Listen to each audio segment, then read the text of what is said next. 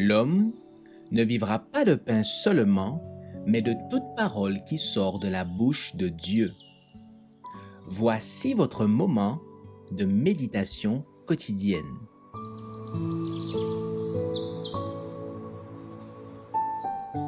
Maranatha.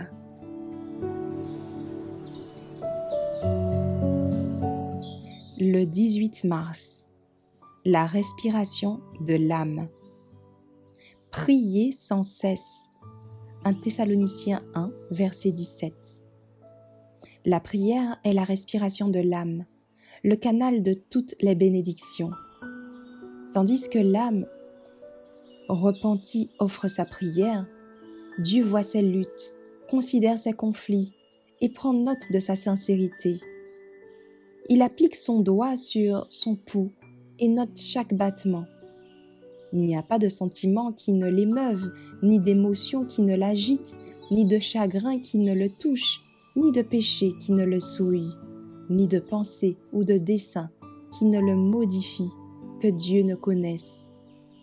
Cette âme a été acquise à un prix infini et il l'aime avec une dévotion inaltérable. La prière du grand médecin pour la santé de l'âme apporte la bénédiction de Dieu. La prière unit les uns aux autres et à Dieu. La prière attire Jésus à notre côté et donne de nouvelles forces, une grâce vivifiante à celui qui vacille et qui est sur le point de périr. Christ, notre Sauveur, fut tenté en toutes choses comme nous le sommes, mais sans péché.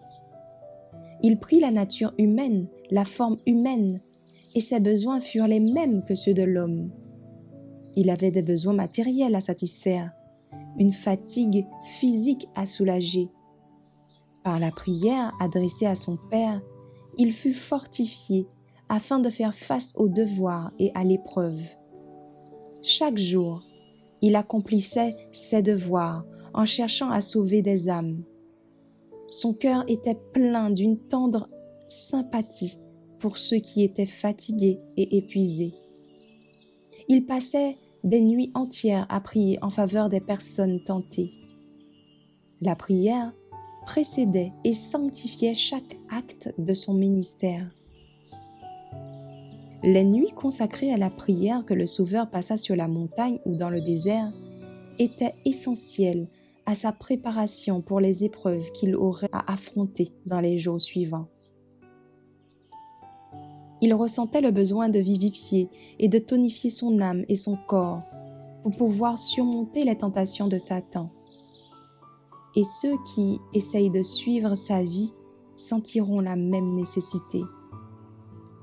Il nous dit, si quelqu'un veut venir à moi, qu'il renonce à lui-même, qu'il se charge de sa croix, qu'il me suive. Matthieu 16, verset 24. Seul Christ peut nous rendre capables de répondre quand il dit « Prenez mon joug sur vous et recevez mes instructions, car je suis doux et humble de cœur. » Matthieu 11, verset 29. Cela signifie que nous devons renoncer chaque jour à notre moi. Christ peut nous donner la noble décision, la volonté de souffrir et de livrer des batailles du Seigneur avec une énergie persévérante.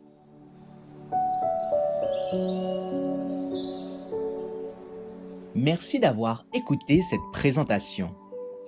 Assurez-vous de nous rejoindre demain pour votre moment de méditation quotidienne avec lereste.org.